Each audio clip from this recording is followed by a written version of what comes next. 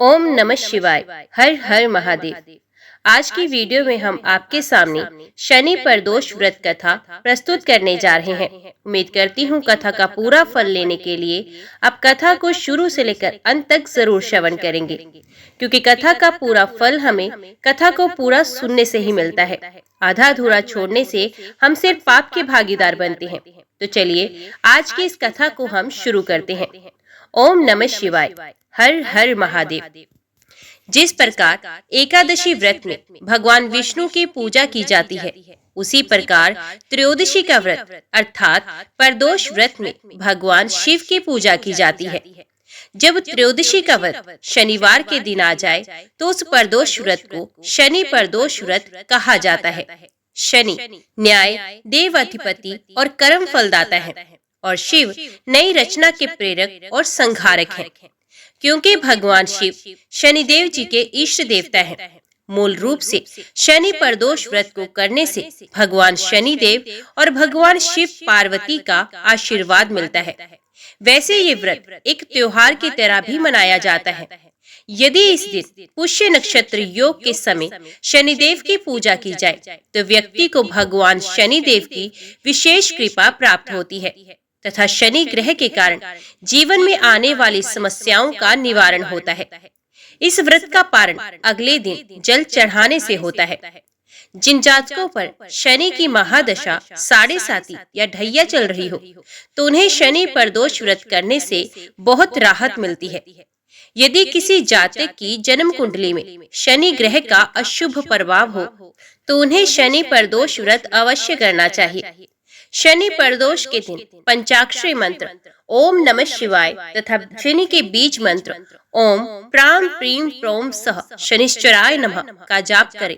यदि संभव हो तो इन मंत्रों से अपनी क्षमता के अनुसार घरों में आहुतियां भी डालनी चाहिए। तो अभी श्रवण कीजिए शनि प्रदोष व्रत कथा। प्राचीन समय की बात है। एक नगर से धन दौलत और वैभव से संपन्न था। वह अत्यंत दयालु था। उसके यहाँ से कभी कोई भी खाली हाथ नहीं लौटता था। वे सभी को जी भरकर दान दक्षिणा देता था। लेकिन दूसरों को सुखी देखने वाले सेठ और उसकी पत्नी स्वयं काफी दुखी थे। दुख का कारण था उनके संतान का ना होना। संतानहीनता के कारण दोनों घुले जा रहे थे।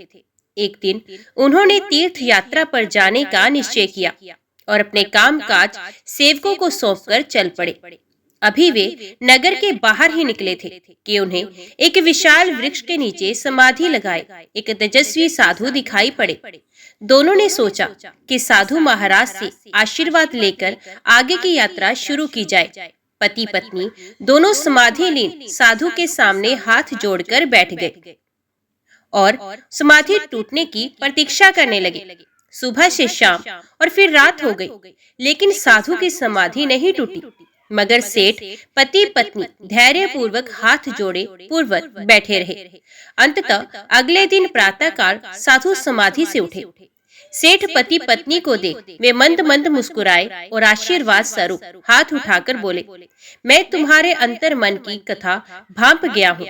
वत्स, मैं तुम्हारे धैर्य और भक्ति भाव से अत्यंत प्रसन्न हूँ। साधु ने संतान प्राप्ति के लिए उन्हें शनि प्रदोष व्रत करने की विधि समझाई और शंकर भगवान की निमन वंदना बताई। हे रुद्र देव शिव नमस्कार। शिव शंकर जगत गुरु नमस्कार। हे नीलकंठ सुर नमस्कार। शशि मौली चंद्र सुख नमस्कार। हे उमाकांत सुधी नमस्कार। उग्र तप रूप मन नमस्कार। ईशान ईश प्रभु नमस्कार। विश्वेश्वर प्रभु शिव नमस्कार। ओम नमः शिवाय। तीर्थ यात्रा के बाद दोनों वापस घर लौटे और नियम पूर्वक शनि प्रदोष व्रत करने लगे। कालांतर में सेठ की पत्नी ने एक सुंदर पुत्र को जन्म दिया। शनि प्रदोष व्रत के प्रभाव से उनके यहाँ छाया अंधकार लुप्त हो गया। दोनों आनंद पूर्वक रहने लगे। बोलो उमापति शंकर भगवान की जय। एक अन्य पौराणिक कथा के अनुसार विदर्भ देश में सत्यरथ नाम से प्रसिद्ध एक राजा थे, जो सब धर्मों में तत्पर, धीर, सुशील और सत्य प्रतिज्ञ थे। धर्म पूर्वक पृथ्वी का पालन करते हुए उनका बहुत सा समय सुखपूर्वक बीत गया। तदंतर शालव देश के राजाओं ने विदर्भ नगर पर आक्रमण करके उसे चारों ओर से घेर लिया। अपनी पुरी को शत्रुओं से घिरी हुई देख विदर्भ राज विशाल सेना साथ लेकर युद्ध के लिए आए। क्षत्रियों के साथ राजा का अत्यंत भयंकर युद्ध हुआ। शाल्वों की बहुत बड़ी सेना मारी गई, परंतु अंत में विदर्भ राज भी उनके हाथ से मारे गए। मंत्रियों सहित उस महारथी वीर राजा के मारे जाने पर मरने से बचे हुए सैनिक भाग खड़े हुए। उस समय विदर्भ राज सत्यरथ की एक पतिव्रता पत्नी अत्यंत शोकग्रस्त हो रात के समय राजभवन से निकलकर पश्चिम दिशा की ओर चली गई। वे गर्भवती थी। सवेरा होने पर धीरे धीरे मार्ग से जाती हुई उस साध्वी रानी ने बहुत दूर का रास्ता तय कर लेने के पश्चात एक स्वच्छ तालाब देखा और वे उसके किनारे शोभा पाने वाले एक छायादार वृक्ष के नीचे बैठ गई। भाग्यवश उसी निर्जन स्थान में वृक्ष के ही नीचे पतिव्रता रानी ने उत्तम गुणों से युक्त एक पुत्र को जन्म दिया। तत्पश्चात अत्यंत प्यास से व्याकुल हो वे सुंदर अंगों वाली रानी जलाशय में उतरी। इतने में ही एक बड़े भारी ग्रह ने आकर उसे अपना ग्रास बना लिया। वे बालक पैदा होते ही माता पिता से हीन हो गया और भूख प्यास से पीड़ित हो उस सरोवर के किनारे जोर जोर से रोने लगा। वे नवजात शिशु जब इस प्रकार क्रंदन कर रहा था, उसी समय भाग्यवश वहां एक श्रेष्ठ ब्राह्मणी आ पहुंची। वह भी अपने 1 वर्ष के बालक को गोद में लिए हुए थी। ब्राह्मणी निर्धन और विधवा थी। घर घर भीख मांगकर जीवन निर्वाह करती थी। उसका नाम उमा था। उसी सती साध्वी ब्राह्मणी ने उस राजकुमार को देखा। उसे अनाथ की भांति क्रंदन करते देख उसके मन ही मन विचार किया, अहो ये तो बड़ी आश्चर्य की बात है कि ये नवजात शिशु जिसकी नाल भी अभी तक नहीं कटी पड़ा हुआ है, इसकी माता कहाँ गई? ना इसका पिता है, ना कोई बंधु बांधव है। ये दीन अनाथ बालक बिना बिस्तर के भूमि पर सो रहा है। ये चांडाल का पुत्र है या शूद्र का, वैश्य का है या ब्राह्मण का, अथवा ये क्षत्रिय का शिशु है? इसका निश्चय कैसे किया जाए? मैं शिशु को उठाकर अपने सगे पुत्र की तरह अवश्य पालन कर सकती हूँ, परंतु ये किस कुल का है ये ना जानने के कारण इसे छूने का साहस नहीं होता। वे पतिव्रता ब्राह्मणी जब इस प्रकार कह रही थी, उसी समय कोई सन्यासी महात्मा वहां आ गए। वे ऐसे जान पड़ते थे मानो साक्षात शंकर हो। उन श्रेष्ठ भिक्षु ने उस स्त्री से कहा, ब्राह्मणी खेद ना करो, हृदय की संशय वृत्ति दूर कर इस बालक की रक्षा करो, इससे तुम्हें शीघ्र ही परम कल्याण की प्राप्ति होगी। इतना कहकर विद्यालु भिक्षुक तुरंत वहां से चला गया। उनके जाने के बाद ब्राह्मणी ने विश्वास पूर्वक उस बालक को लेकर अपने घर की ओर प्रस्थान किया। उस राजकुमार का ब्राह्मणी ने अपने बेटे के समान ही पालन पोषण किया। एक चक्रा नामक नगर में उस ब्राह्मणी का घर था। वे भिक्षा के अन्न से ही अपने पुत्र और राजकुमार को भी पालने लगी। ब्राह्मणों ने ब्राह्मणी के तथा राजा के भी पुत्र का संस्कार कर दिया। वे दोनों सर्वत्र सम्मानित होकर दिन दिन बढ़ने लगे। समय आने पर उनका उपनयन संस्कार हुआ। अब वे दोनों बालक एक साथ रहकर नियमों का पालन करने लगे। दोनों माता के साथ प्रतिदिन भिक्षा के लिए जाते। एक दिन वे ब्राह्मणी उन दोनों बालकों के साथ भीख मांगती हुई देव योग से देव मंदिर में गई। वहां बड़े बूढ़े ऋषि मुनि रहा करते थे। उन दोनों बालकों को देखकर परम बुद्धिमान शांडिल्य नामक मुनि ने कहा, अहो देव का बल बड़ा विचित्र है। कर्मों का उल्लंघन करना किसी भी जीव के लिए अत्यंत कठिन है। देखो ना, ये बालक दूसरी माता की शरण लेकर भिक्षा से जीवन निर्वाह करता है। इस ब्राह्मणी को ही श्रेष्ठ माता के रूप में पाकर ब्राह्मण बालक के साथ ब्राह्मण भाव को प्राप्त हो गया। शांडिल्य मुनि का ये वचन सुनकर ब्राह्मणी को बड़ा विस्मय हुआ। उसने भरी सभा में मुनि को प्रणाम करके पूछा, ब्राह्मण, एक सन्यासी के कहने से मैं इस बालक को अपने घर ले आई हूँ। यद्यपि अभी तक इसके कुल का पता नहीं लगा, तथापि मैं पुत्र की भांति इसका पालन पोषण करती हूँ। आप ज्ञान के नेत्रों से देखते हैं, अतः आपसे मैं ये जानना चाहती हूँ कि ये बालक किस कुल में उत्पन्न हुआ है और इसके माता पिता कौन है? मुनि बोले, ये विदर्भ देश के राजा का पुत्र है। इतना कहकर मुनि ने उस बालक के पिता के युद्ध में मारे जाने का तथा उसकी माता के ग्राह द्वारा ग्रस्त होने का सब समाचार पूर्ण रूप से बताया। ये सुनकर ब्राह्मणी को और भी आश्चर्य हुआ, अतः उसने फिर से प्रश्न किया, महामुनि, वे राजा संपूर्ण भोगों को छोड़कर युद्ध में क्यों मरे और इस बालक को दरिद्रता कैसे प्राप्त हुई? अब दरिद्रता को नष्ट करके ये पुण्य राज्य कैसे प्राप्त करेगा? मेरा ये पुत्र भी भिक्षा के द्वारा ही जीवन निर्वाह करता है, अतः इसकी दरिद्रता के निवारण का भी कोई उपाय बताएं। शांडिल्य ने कहा, इस राजकुमार के पिता विदर्भराज पूर्व जन्म में पांड्य देश के श्रेष्ठ राजा थे। ये सब धर्मों की ज्ञाता थे और संपूर्ण पृथ्वी का धर्म पूर्वक पालन करते थे। एक दिन प्रदोष काल में राजा भगवान शंकर का पूजन कर रहे थे और बड़ी भक्ति से त्रिलोकीनाथ महादेव जी की आराधना में संलग्न थे। उसी समय नगर में सब और बड़ा भारी कोलाहल हुआ।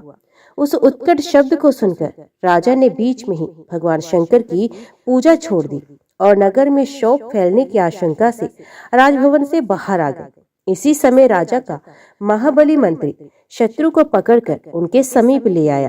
वे शत्रु पांडे राज का ही सामंत था। उसे देखकर राजा ने क्रोध पूर्वक उसका मस्तक कटवा दिया। शिव पूजा छोड़कर नियम को समाप्त किए बिना ही राजा ने रात में भोजन भी कर लिया। इसी प्रकार राजकुमार भी प्रदोष काल में शिव जी की पूजा किए बिना भोजन करके सो गया। वही राजा दूसरे जन्म में विदर्भ राज हुआ। शिवजी की पूजा में विघ्न होने के कारण शत्रु ने उसको सुख भोग के बीच में ही मार डाला। पूर्व जन्म में जो उसका पुत्र था वही इस जन्म में भी हुआ। शिवजी की पूजा का उल्लंघन करने के कारण ये दरिद्रता को प्राप्त हुआ। इसकी माता ने पूर्व जन्म में शल से अपनी सौत को मार डाला था। उस महान पाप के कारण ही वे इस जन्म में ग्रह के द्वारा मारी गई। मैं सत्य कहता हूँ, परलोक में हित की बात कहता हूँ, शास्त्रों का सार एवं उपनिषदों का हृदय कहता हूँ। इस भयंकर आसार संसार को प्राप्त हुए जीव के लिए ईश्वर के चरणारविंदों की सेवा ही सार वस्तु है। जो प्रदोष काल में अन्यचित होकर परमेश्वर के चरणारविंदों की पूजा करते हैं, वे संसार में सदा बढ़ने वाले धन धान्य, स्त्री पुत्र, सौभाग्य और संपत्ति के द्वारा सबसे बढ़कर होते हैं। ब्राह्मणी, ये तुम्हारा पुत्र पूर्व जन्म में उत्तम ब्राह्मण था। इसने सारी उम्र केवल दान लेने में ही बिताई, यज्ञ आदि सत्कर्म नहीं किए, इसलिए ये दरिद्रता को प्राप्त हुआ। उस दोष का निवारण करने के लिए अब ये भगवान शंकर की शरण में जाए। सूत जी कहते हैं, मुनि के इस प्रकार कहने पर साध्वी ब्राह्मणी ने उन्हें प्रणाम करके शिव पूजन की विधि का क्रम पूछा।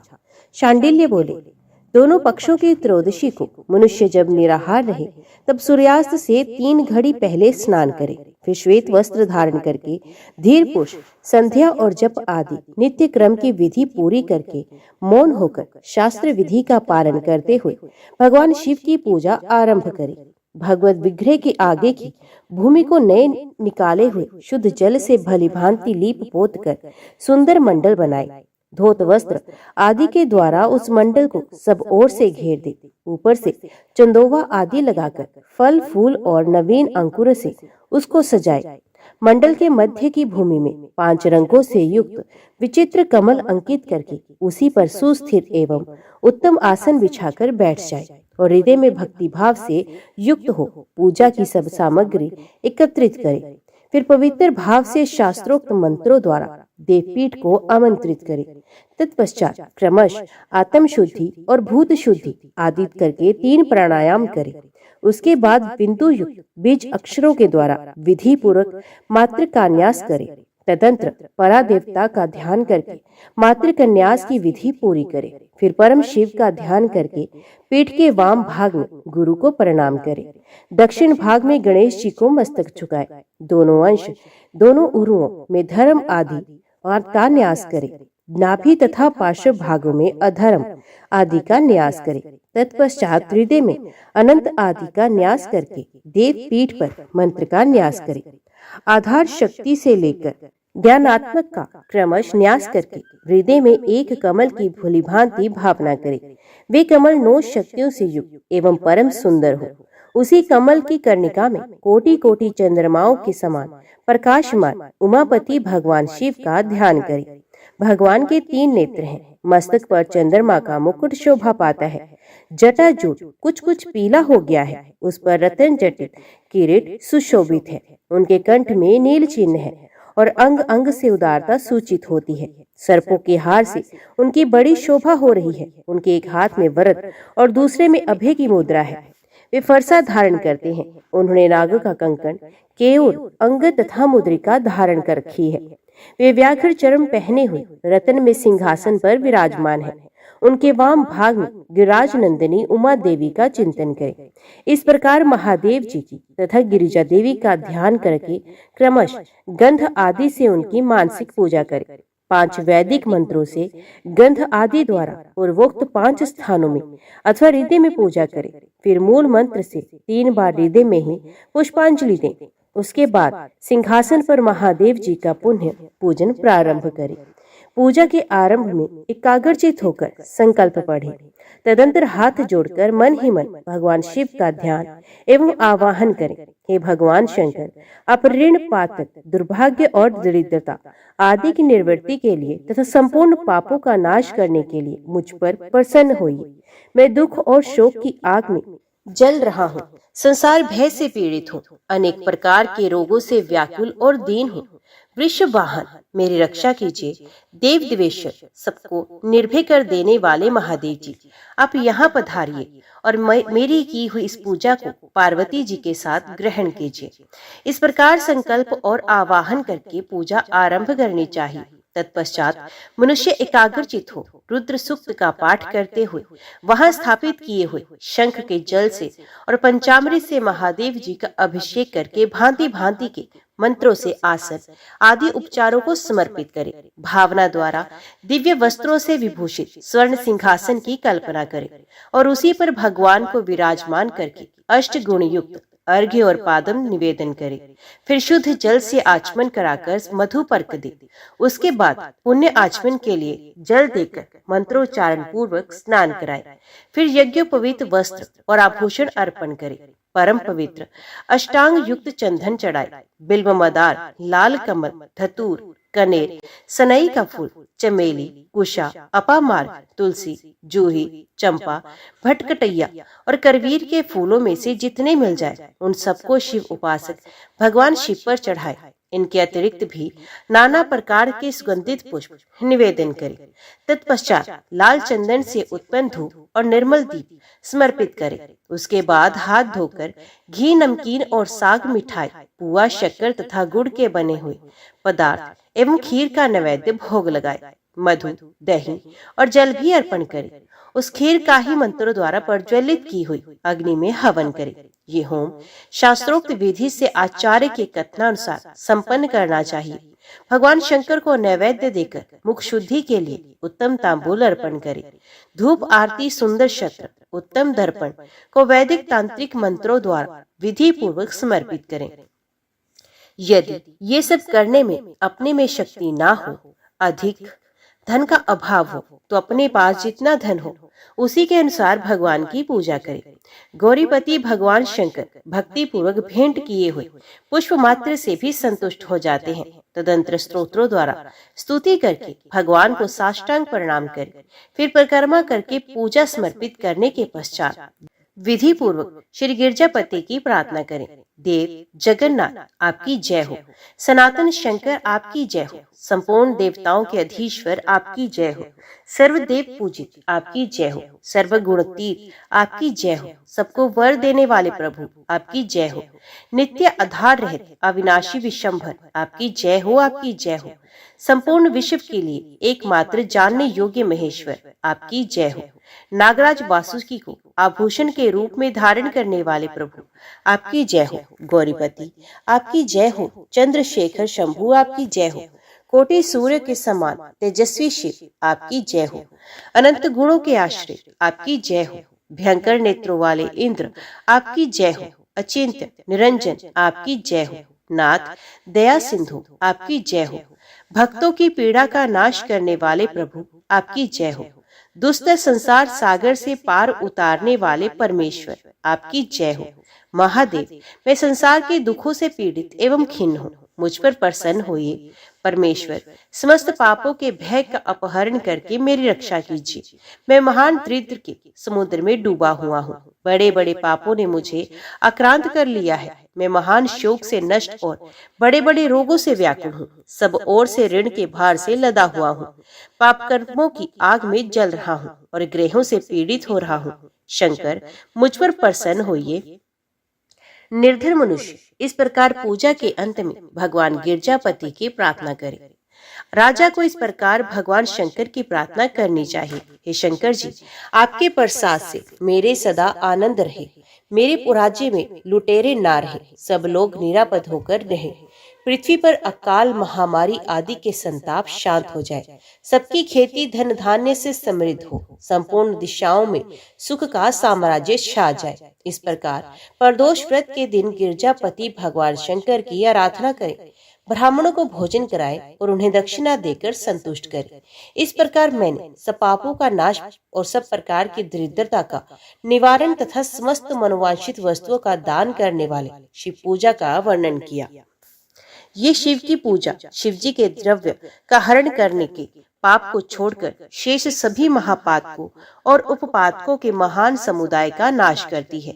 यदि ये दोनों बालक इसी प्रकार भगवान शंकर का पूजन प्रत्येक प्रदोष के दिन करते रहे तो वर्ष भर के भीतर ही इन्हें उत्तम सिद्धि की प्राप्ति होगी। शांडिल्य मुनि का ये वचन सुनकर उस ब्राह्मणी ने दोनों बालकों के साथ मुनि के चरणों में प्रणाम किया और इस प्रकार कहा, भगवान, आज मैं आपके दर्शन मात्र से कृतार्थ हो गई हूँ। ये दोनों बालक आज से आपकी शरण में हैं। ब्राह्मण, ये मेरा पुत्र है और इसका नाम शुचिव्रत है, और ये राजकुमार है जिसका नाम मैंने धर्मगुप्त रखा है। ये दोनों बालक और मैं भी सभी आपके चरणों के दास हैं। इस घोर दारिद्र्य सागर में गिरे हुए हम सबका आप ही उद्धार कीजिए।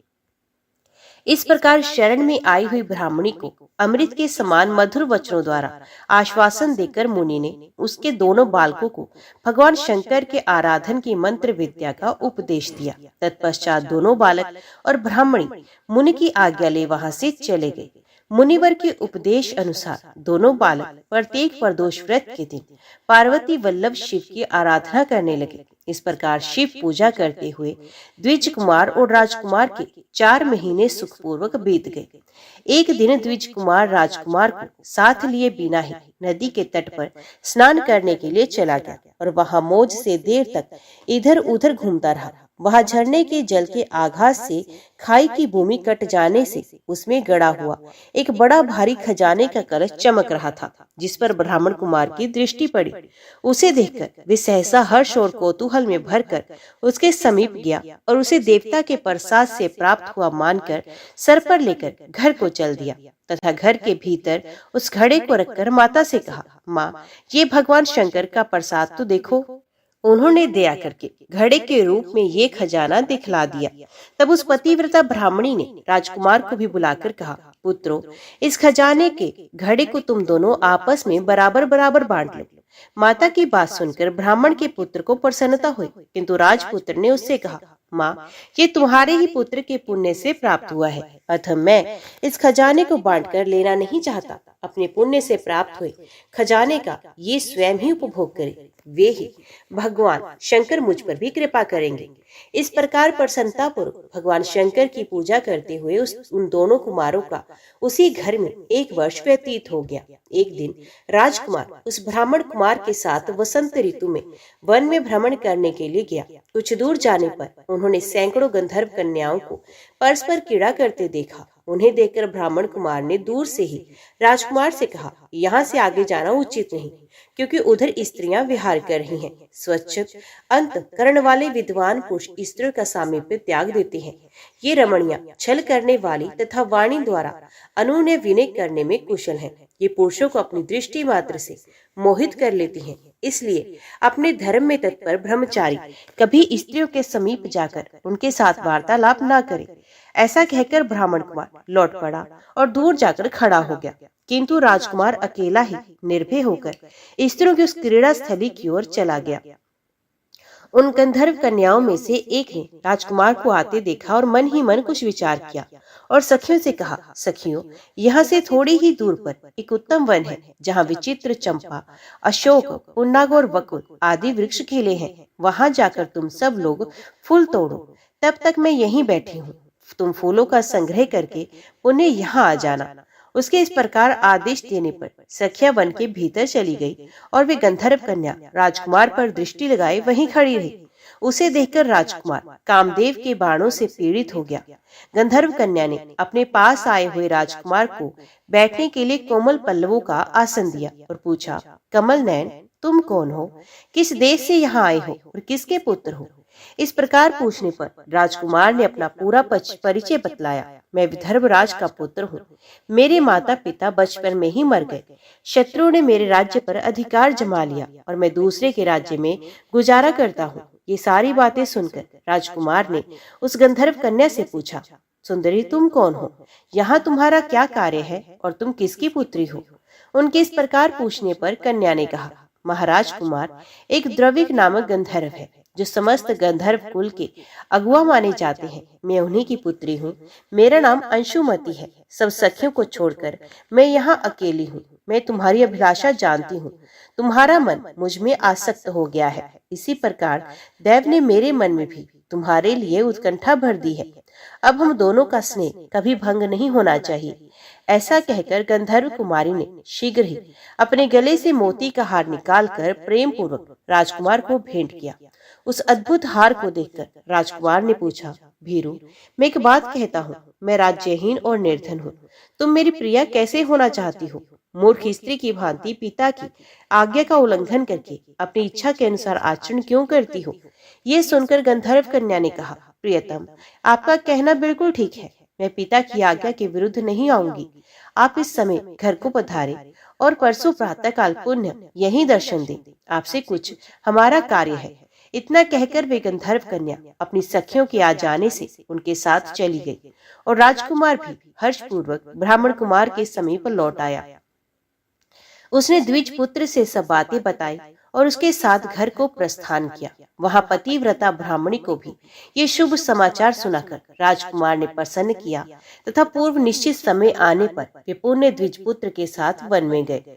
नियत स्थान पर पहुंचकर राजकुमार ने देखा गंधर्वराज और उनकी कन्या दोनों उपस्थित हैं। गंधर्वराज ने वहां आए हुए दोनों कुमारों का अभिनंदन किया और सुंदर आसन पर बिठाकर राजपुत्र से कहा, विदर्भ राजकुमार, मैं कल कैलाश पर्वत पर गया था। वहां मैंने पार्वती जी के साथ महादेव जी के दर्शन किए। देवेश्वर भगवान शिव करुणा रूपी अमृत के सागर हैं। उन्होंने मुझे बुलाकर सब देवताओं के समीप इस प्रकार कहा, पृथ्वी तल पर धर्मगुप्त नाम से प्रसिद्ध एक राजकुमार है जो इस समय अकिंचन है।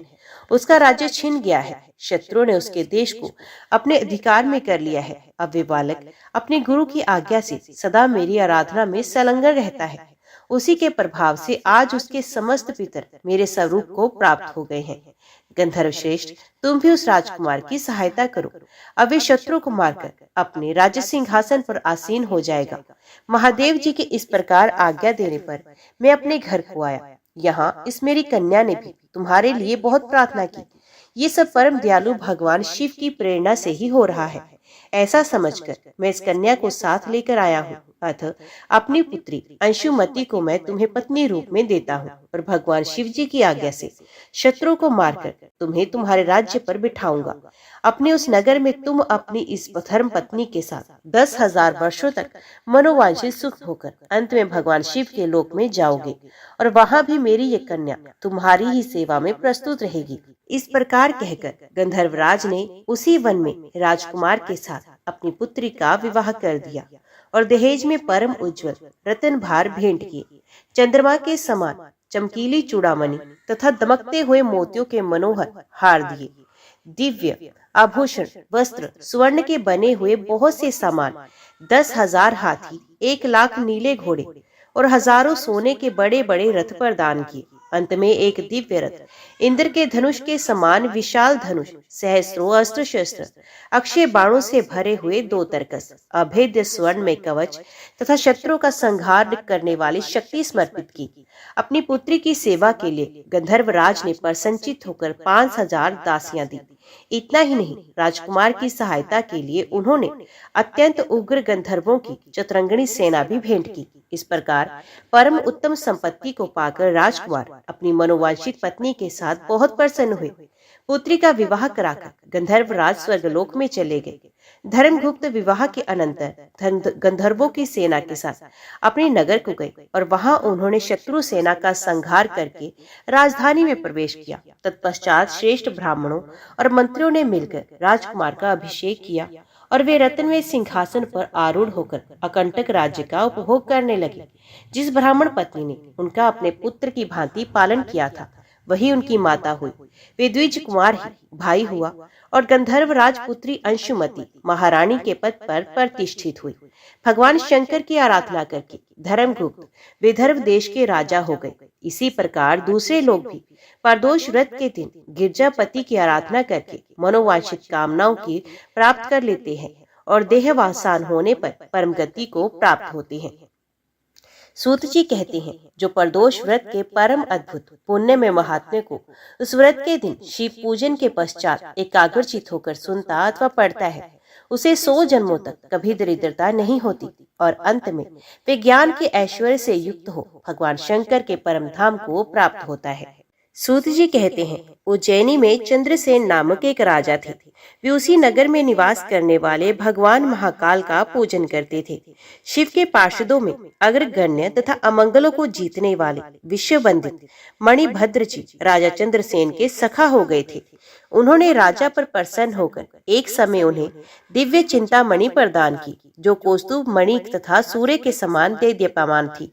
वे देखने, सुनने अथवा ध्यान करने पर भी मनुष्य को मनोवांछित वस्तु प्रदान करती थी। राजा उस चिंतामणि को कंठ में धारण करके जब सिंहासन पर बैठते थे, तब देवताओं में सूर्य नारायण की भांति उनकी शोभा होती थी। राजा चंद्रसेन के विषय में ये सब बात सुनकर समस्त राजाओं के मन में उस मणि के प्रति लोभ की मात्रा बढ़ गई और वे शुद्ध होकर रहने लगे। एक बार उन सबने बहुत सी सेना साथ लेकर क्रोध पूर्वक पृथ्वी को कंपित करते हुए आक्रमण किया और उज्जैनी के चारों द्वारों को घेर लिया। अपनी पुरी को घिरी हुई देख राजा चंद्रसेन भगवान महाकाल की शरण में गए और मन को संदेह रहित करके दृढ़ निश्चय के साथ उपवास पूर्वक दिन रात अनन्य भाव से भगवान गौरीपति की आराधना करने लगे। उन्हीं दिनों उस नगर में कोई ग्वालिन रहती थी, जिसके एकमात्र पुत्र था। वे विधवा थी और उज्जैनी में बहुत दिनों से रहती थी। वे अपने 5 वर्ष के बालक को लिए हुए महाकाल के मंदिर में गई और राजा चंद्रसेन द्वारा की हुई गिरजापति की महापूजा का दर्शन किया। शिव पूजन का यह आश्रम उत्सव देखकर उसने भगवान को प्रणाम किया और पुनः अपने निवास स्थान को लौटाई। ग्वालिन के उस बालक ने भी वे सारी पूजा देखी। अतः घर आने पर उसने कौतूहलवश शिवजी की पूजा प्रारंभ की, जो संसार से वैराग्य प्रदान करने वाली है। एक सुंदर पत्थर लाकर उसे घर से थोड़ी ही दूर पर एकांत स्थान में रख दिया और उसी को शिवलिंग माना। फिर अपने हाथ से मिलने लायक जो कोई भी फूल दिखाई दी, उन सबका संग्रह करके उस बालक ने जल से शिवलिंग को स्नान कराया और भक्ति पूर्वक पूजन किया। तत्पश्चात कृत्रिम अलंकार, चंदन, धूप, दीप और अक्षत आदि उपचारों से अर्चना करके मन कल्पित दिव्य वस्तु से भगवान को नैवेद्य निवेदन किया। सुंदर सुंदर पत्रों और फूलों से बार बार पूजा करके भांति भांति से नृत्य किया और बारंबार भगवान के चरणों में शीश झुकाया। इस प्रकार अनन्य चित्त होकर शिव की आराधना में लगे हुए अपने पुत्र को ग्वालिन ने बड़े प्यार से भोजन के लिए बुलाया। उसका मन तो पूजा में लगा हुआ था। माता के बहुत बुलाने पर भी उसे भोजन करने की इच्छा नहीं हुई। तब उसकी माँ स्वयं उसके पास गई और उसे शिव की आगे आंखें बंद करके ध्यान लगाए बैठा देख हाथ पकड़कर खींचने लगी। इतने पर भी जब वे नहीं उठा, तब उसने क्रोध में आकर उसे खूब पीटा। खींचने और मारने पीटने पर भी जब उसका पुत्र नहीं आया, तब उसने वे शिवलिंग उठाकर दूर फेंक दिया और उस पर चढ़ाई हुई सारी पूजा सामग्री नष्ट कर दी। ये देखकर बालक हाय हाय कर रो उठा। रोष में भरी हुई ग्वालिन अपने बेटे को डांट डपट कर घर चली गई। भगवान शिव की पूजा को माता के द्वारा नष्ट देखकर वे बालक देव देव महादेव कहकर पुकारने लगा और मूर्छित हो गया। उसके नेत्रों से आंसू की धारा प्रवाहित हो रही थी। 2 घड़ी बाद जब उसे चेत हुआ, तब उसने आंखें खोली और देखा उसका वही निवास स्थान परम सुंदर शिवालय हो गया था। मणियों के खंभे उसकी शोभा बढ़ा रहे थे। उसके द्वार, किवाड़ तथा सदर फाटक सब स्वर्णमय हो गए थे। वहां की भूमि बहुमूल्य नीलमणि तथा हीरो की वेदिकाओं से सुशोभित थी। ये सब देखकर वे सहसा उठा और हर्ष से परमानंद के समुद्र में निमग्न हो गया। उसने समझ लिया ये सब शिवजी की पूजा का महात्म्य है। उसी के प्रभाव से ये दिव्य विभूति प्रकट हुई है। तत्पश्चात उस बालक ने अपनी माता के अपराध की शांति के लिए पृथ्वी पर मस्तक रखकर साष्टांग प्रणाम किया और इस प्रकार कहा, देव उमापति, मेरी माता का अपराध क्षमा कीजिए, वे मूढ़ हैं, आपके प्रभाव को नहीं जानती। शंकर, आप उस पर प्रसन्न होइए। यदि मुझ में आपकी भक्ति से उत्पन्न हुआ कुछ भी पुण्य है तो उससे मेरी माता आपकी दया प्राप्त करे। इस प्रकार भगवान शंकर को बार बार प्रसन्न करके उनके चरणों में मस्तक झुकाकर सूर्यास्त के समय वे बालक शिवालय से बाहर निकला और उसने अपने शिविर को देखा। वे इंद्र नगर के समान शोभा पा रहा था। वहाँ सब कुछ तत्काल स्वर्णमय होकर विचित्र वैभव से प्रकाशित होने लगा। भवन के भीतर प्रवेश करके बालक ने देखा उसकी माँ बहुमूल्य रत्न में पलंग पर बिछी हुई श्वेत रंग की छैया पर निर्भय होकर सो रही है और उसको याद कर रही है। उसने माता को जगाया। ग्वालिन बड़े वेग से उठी और अपने को, अपने पुत्र को तथा अपने घर को भी अपूर्व रूप में देखकर आनंद से विवल हो गई। पुत्र के मुख से गिरजापति शंकर का ये सब प्रसाद सुनकर ग्वालिन ने राजा को सूचना दी, जो निरंतर भगवान शिव के भजन में लगे रहते थे। राजा अपना नियम पूरा करके रात में सहसा वहां आए और ग्वालिन के पुत्र का ये प्रभाव जो शंकर जी के संतोष से प्रकट हुआ था वो देखा। स्वर्ण में शिव मंदिर, रतन में शिवलिंग तथा सुंदर मणि माणिक्यों से जगमगाता हुआ ग्वालिन का महल देखकर राजा चंद्रसेन पुरोहित और मंत्रियों के साथ 2 घड़ी तक आश्चर्यचकित हो परमानंद में ही डूबे रहे। तत्पश्चात उन्होंने नेत्रों से प्रेम के आंसू बहाते हुए ग्वालिन के उस बालक को हृदय से लगा लिया। भगवान शिव के इस अद्भुत महात्म्य की चर्चा समस्त पूर्ववासियों में बड़े वेग से फैली और यही कहते सुनते वे रात मानो क्षण भर में ही व्यतीत हो गई।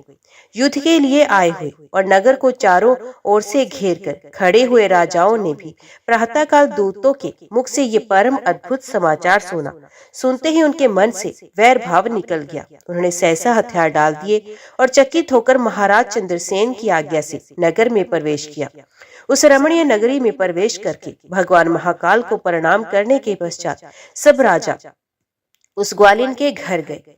वहां राजा चंद्रसेन ने आगे बढ़कर उनका स्वागत किया। वे बहुमूल्य आसनों पर बैठे और प्रीतिपूर्वक विस्मित एवं आनंदित हुए।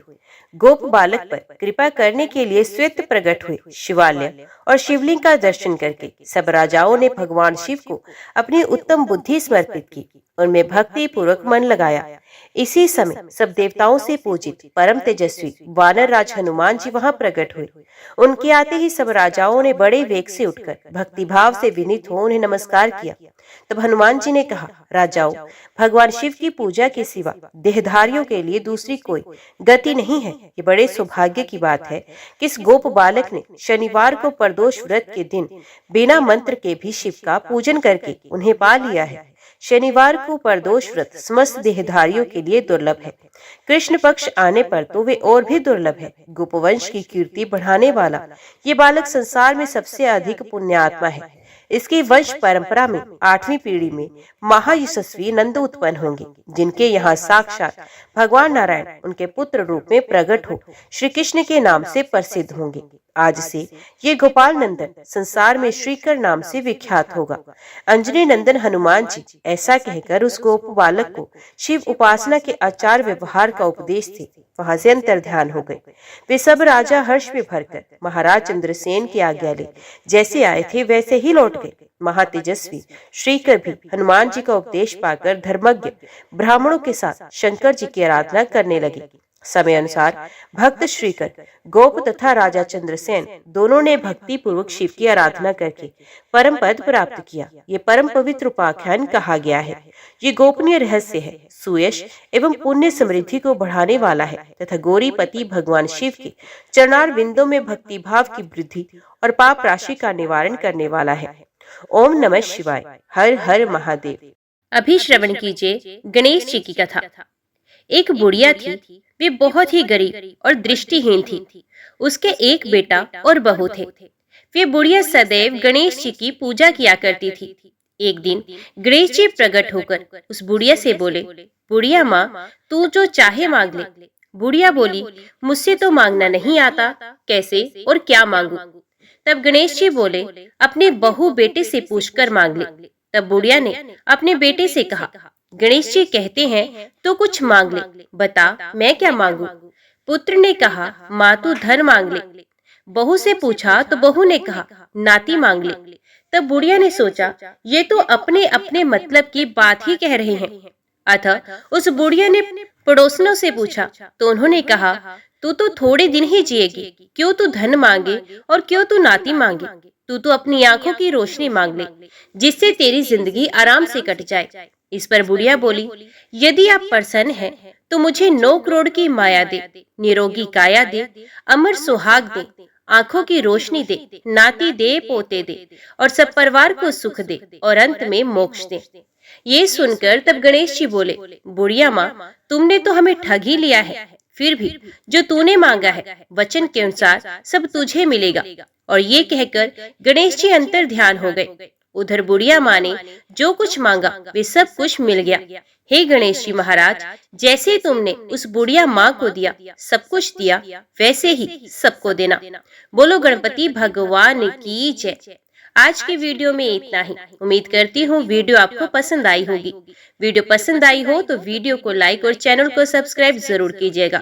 ओम नमः शिवाय लिखकर कमेंट बॉक्स में अपनी हाजिरी और अपने सुझाव देना ना भूलिएगा। तो मिलते हैं अगली कथा अगली वीडियो के साथ। तब तक के लिए देखते व सुनते रहिए। जय मां कंजक, जय माता दी।